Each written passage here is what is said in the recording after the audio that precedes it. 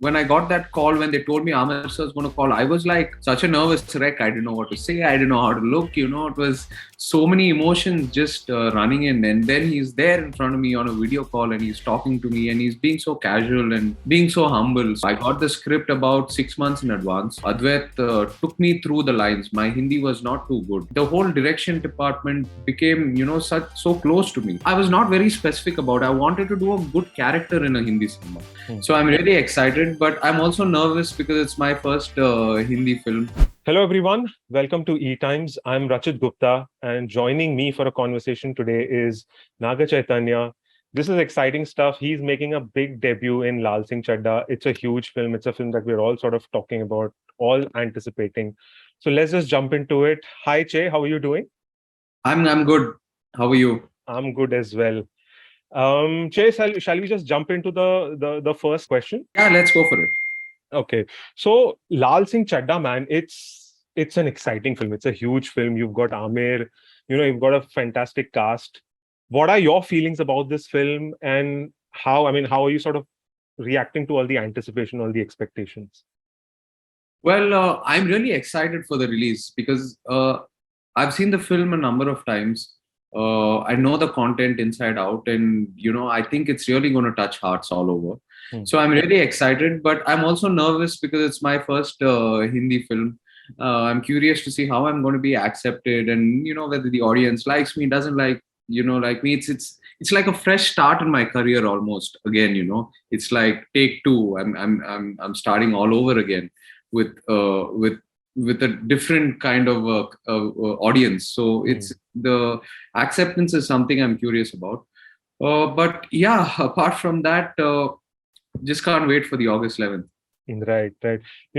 We've heard so many stories about the film. I think you have spoken in previous interviews that Aamir called you himself and offered this role. So when something like that happens, Che, how do you sort of react to it? Does that put an extra pressure on you? It's Aamir Khan calling you for a film. Yeah, it is pressure. In fact, when I got that call, when they told me Aamir sir is going to call, I was like such a nervous wreck. I didn't know what to say. I didn't know how to look. It was so many emotions just running in. And then he's there in front of me on a video call and he's talking to me and he's being so casual and being so humble. So I think that warmth sort of really transferred onto me and kept me at ease immediately, instantly. He has that power of keeping people at ease and putting away that whole superstar aura about him, and he behaves like a very like just any other person in the room. So immediately I got very comfortable with Aamir sir. Within a week I went down and met him and we spoke about the character, and I did a few scenes with Advait, read a few scenes for Aamir sir too. So it just flowed in very organically. And for me, as an actor, I've grown up watching so much of Aamir sir's work. It's inspired me in many ways. I've learned from it in many ways. So when you finally get to work with such people, it's a huge vote of confidence for you personally, because you want validation from these people who you've learned so much from. And finally, when you get to work with them and they give you inputs on, what you're doing right, what you're not doing right, it means so much to you. It's something that stays with you for the longest time. And I've come out of this film so much more confident, have learned so much. So I'm so grateful to the process. Okay. Che, now that you've mentioned it, they also say you should never meet your idols. Okay. Do you agree to that statement? No, I don't. I think we should, because yeah, some people are disappointed. I've heard about this before. Some people are utterly disappointed when they meet someone that they really idealize. But in my case, I'm so happy I met him, and I'm so happy this journey happened. Right. Correct me if I'm wrong, but you're playing the character that Gary Sinise played in the original, the army man. So, yes, Baba. So Baba's character had such a dramatic arc. It's almost like he probably lost more than what Forrest lost and gained in his life. So, I feel that's like an emotional anchor in the film. So how do you sort of prepare for this kind of character? A, he's an army man. B, there's such a dramatic arc to him. So were there any sort of special preparations that you did in terms of both the emotion and physicality of the role? Well, in terms of prepping for Baba's, Baba and Forrest meet in the army. Well, in Lal Singh also, Lal and my character's name is Bala. So we both meet in the army to fight the Kargil war.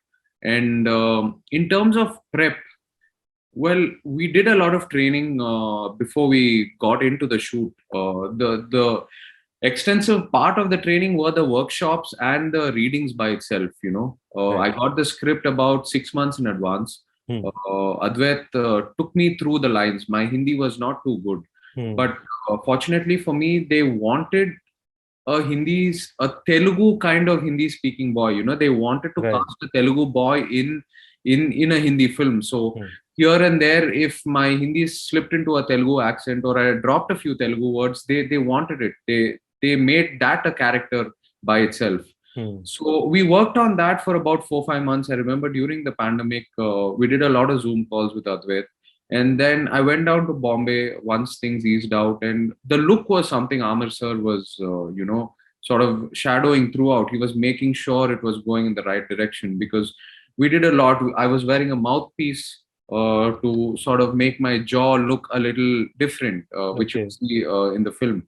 So that took some time to crack. And then there are about 3-4 different look changes that I'm doing in the film. So basically, this whole process took about 4 to 5 months. And then before we started shoot itself, we had about 3-4 days of training in the army camp, which they had set up in Srinagar.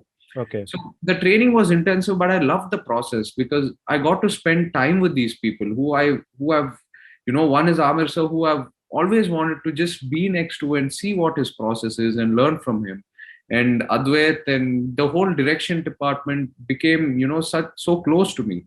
We vibed really well. So it was so much fun, just the whole prep time. There was more time off screen than on screen that I spent with these guys, which I thoroughly cherish. Right. Jay, now that you've mentioned the language barrier, how was that the reason why you've not yet made a Hindi film debut as a leading man? Yeah, I mean, my Hindi, I want to be honest with you, my Hindi was always not perfect because growing up, I grew up a lot in Chennai and then shifted to Hyderabad. So Tamil and Telugu is what's been very familiar to me. That's what we speak at home mostly. So Hindi was always, a little far away in my life. It was so when I used to get a call for a Hindi film, I was always a little skeptical as to how I would sort of sit in that texture, sit in that canvas.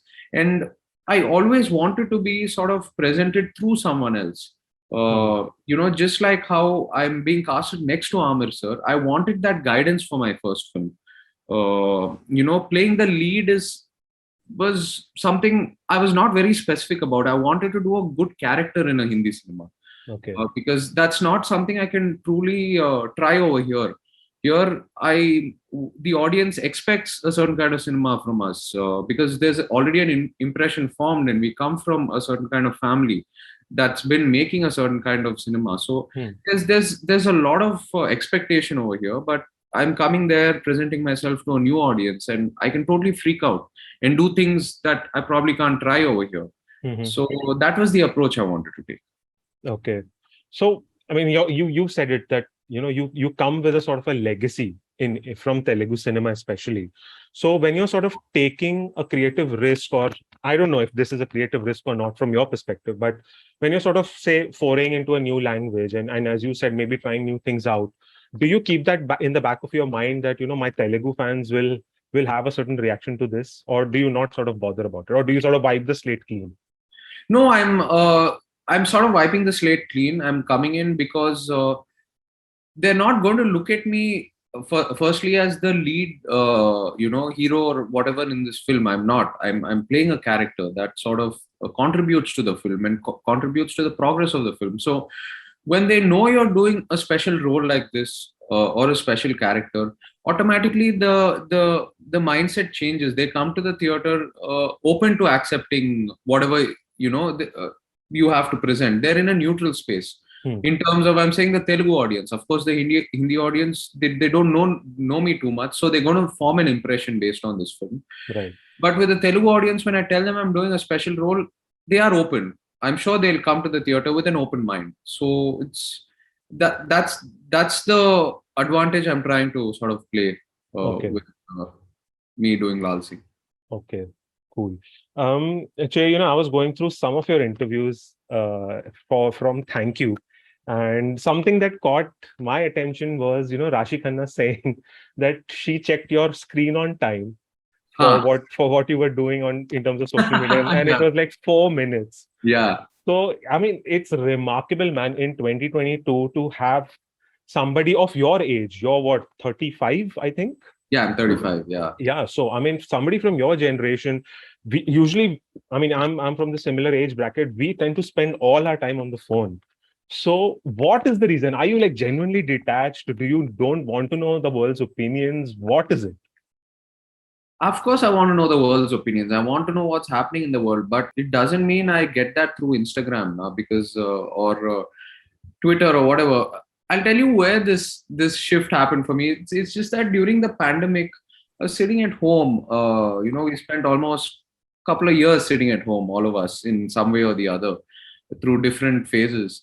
Uh, I was when the pandemic started off, I didn't know what to do with myself. So I used to just sit in front of the computer or sit in front of my phone, just swipe through Instagram and Twitter all day. And by the end of the day, I used to be so mentally drained. And but to sort of reflect on it, I never gained anything from what I'd consumed all day. Hmm. It just drained me out, and you know what? And I realized there's so much of false projection also in social media. It's so easy for you to get carried away with, when you, because it's all about projecting yourself there. It's not about, yes, there is a lot of genuinity also, but there's also a lot of false projection that I see there, which can consume you and sort of put you in the wrong direction.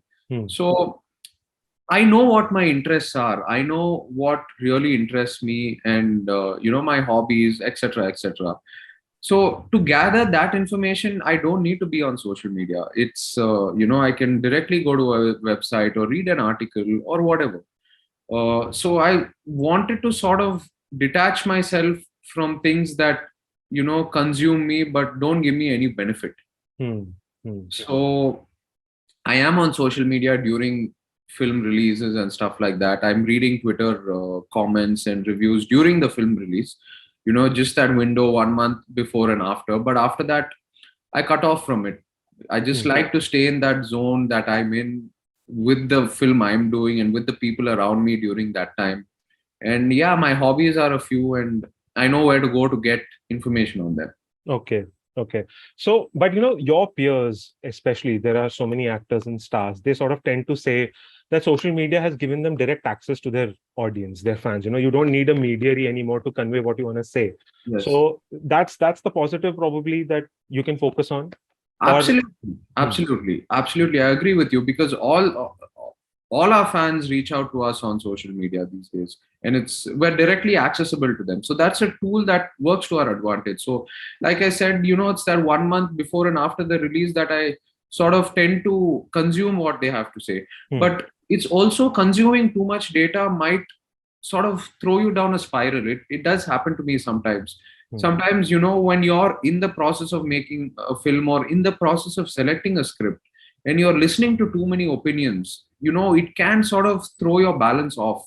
Right. So it's I think you should dedicate time to consume that data and then switch off from it, let that data marinate in you, form your opinions, and sort of set your course straight and go forward. So yeah, I like that little healthy distance from it from time to time. Okay.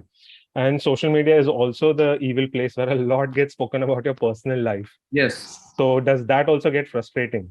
Yeah, it is frustrating, of course, because I am here as an actor. I want my work to do the talking Hmm. on screen, not my off-screen life to do the talking. And we all have our personal spaces, and that's why it's called a personal space. Hmm. But unfortunately, because it's a part of this job where your personal space also becomes a narrative. Hmm. True. It's the baggage this job carries. Hmm. But it's my responsibility to not be, it's in fact it's everyone's wish to be affected by it or not affected by it. Yes, it does frustrate me sometimes that my personal life is the bigger headline than my movie life. But I just need to keep working harder on my professional life and, keep making that the headline. This will come and go. I mean, Yeah. it's Yeah. But is that the reason why you've chosen to stay silent on your separation with Samantha? uh, see, whatever both of us wanted to say, we both put out a statement regarding it, and that's what I've always done with my personal life. Anything that I feel is crucial to inform, I do inform the media, good or bad. Come out, tell them, give them a statement, and that's about it. There's nothing more to say beyond that. Hmm. She's moved on in her way, I've moved on in my way, and I don't feel the need to inform anything beyond that. To the people, basically. Yeah, I mean, Hmm. my friends, family, everyone knows. Whatever out there now is all speculation, is all news to fill up columns, or. But the fortunate thing is, news replaces news. This is all very temporary. It's a vicious cycle. Yes, it's all very temporary. The more I react to it, the more it's going to become news. True. Uh, so True. yeah, so stay chill Okay. about it and let it happen. It'll all fade away one day. Okay. Che, let's move to your South career as well. Love Story did fantastically well. It was I think a little over a year ago. Bangaraju exceeded everyone's expectations. Your pairing with Nagasa was like awesome. But now with Thank You, it's been slightly underwhelming. Are you Yeah. sort of disappointed with that, Che? Because you shouldered this film on your merit. So how have you reacted to this? Well, yeah. See, Thank You has definitely been an eye opener for me. Hmm. Of course, there are some flaws with the film, which I'm still understanding and correcting and seeing how I can not make those mistakes for the next film. But also, the times have changed enormously. Thank You is a film I sort of accepted 3-4 years back before the pandemic. In fact, happened, Okay. and the audience, the perception, and the way they looked at cinema was very different back then. Hmm. uh, I feel the pandemic has sort of brought about a shift in the people, saying that they're very clear about the kind of cinema they want to watch in the theater, and they're very clear about the kind of Yeah. cinema they're happy watching it at home. They're Yeah. not disrespecting anything, but it's just the priority shift has happened. True. So, today, if I have to come out and just make an honest love story, a soft, well written love story, I would be worried as to, however well it's written, I would be worried as to how my theatrical response is going to be, because Hmm. they're happy consuming that kind of content at home. And Thank You lies in that kind of texture. So today, if I need to bring the audience to the theater, I need to give them a certain X factor promise Yeah. that they're going to enjoy. I need to give them a certain visual experience, or say I'm going to immerse you in a world that you can only experience in the theater. Hmm. So this is a huge learning that's happened for me post the pandemic and post the release of Thank You. That going forward, I will be very aware of. Okay. Is this going to change how you accept future projects now? Are you going to sort of think about the larger than life experience? Absolutely. I mean, if I'm going to do a film for theater, see, larger than life experience doesn't mean only a KGF or a Bahubali, not in that texture. Larger than life experience can be in a love story also. It Hmm. can be musically beautiful. It could be shot, musically, or the visual grandeur to it, or, like a parallel universe or love stories happening over, different times. It could be anything. It could be to any genre of film. It's the Hmm. packaging that I have to be very aware of, and also the marketing plan. Now I feel that trailer is what the audience is watching and deciding whether they need to come to the theater or no for this Right. film. Right. They're making their decision based on that, no matter how much promotion we do around it. So, all these packaging boxes need to be sort of really looked into. Right.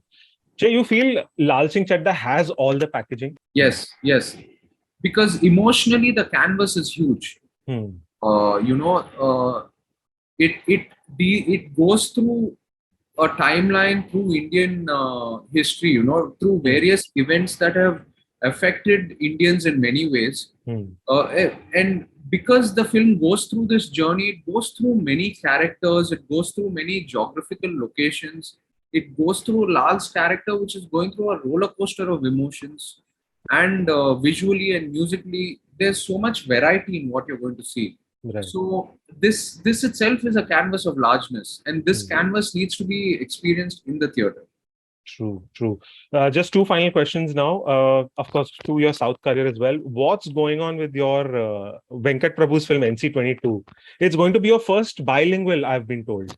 Yes, that's right. Venkat sir's film is going to be my first bilingual. We're going to start that probably in about 2-3 weeks, just after Lal Singh releases. Okay. I'm going to start shooting for that. It's a action thriller. I'm playing a cop in that film. So yeah. So it bodes well for a theatrical release. Yes, absolutely, absolutely. Okay, and final question. This is the most, I mean, I've been waiting to ask you this ever since I attended the Amazon show as well. Duta was on Amazon, right?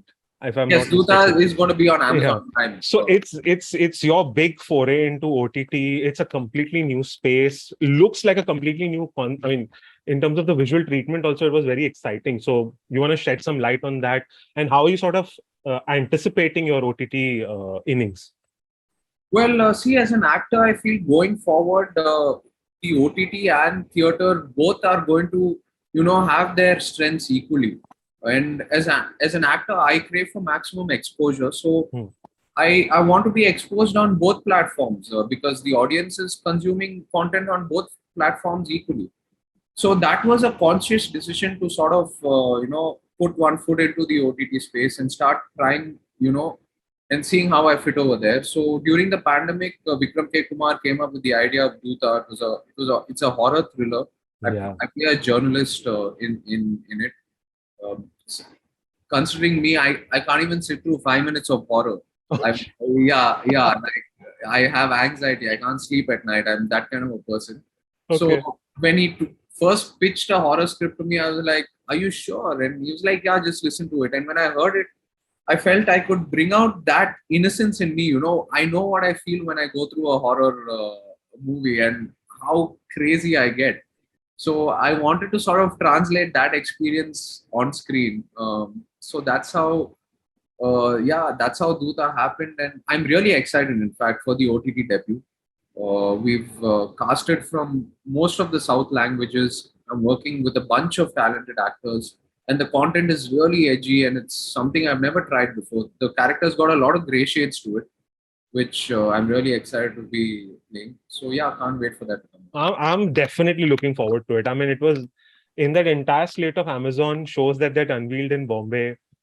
Your Duta was like, oh, I was like, literally, I was like, I want to see this. Oh, really? This is my product. So nice to hear. Yeah, because I mean, it was not just visually also, but thematically also. It seemed like it's trying to do something completely new. Yes. So yeah. So I'm like a huge fan of thrillers and horror and all of that. Oh, awesome. हाँ तो plus थोड़ा बहुत फिल्में मैं भी लिख लेता हूँ तो it's when you sort of see something really novel, something out of the box, you tend to react more to that. Correct. Yeah, this is totally out of the box. I'm so glad you connected to it and you're excited by it. It's going to be out soon. I want you to watch it. I will definitely watch it, man. Definitely. All right, Chase, thank you so much for your time. Thanks, Rachel. Yeah, and best of luck for Lal Singh, best of luck for Duta, for all the new projects, man. Thank you so much.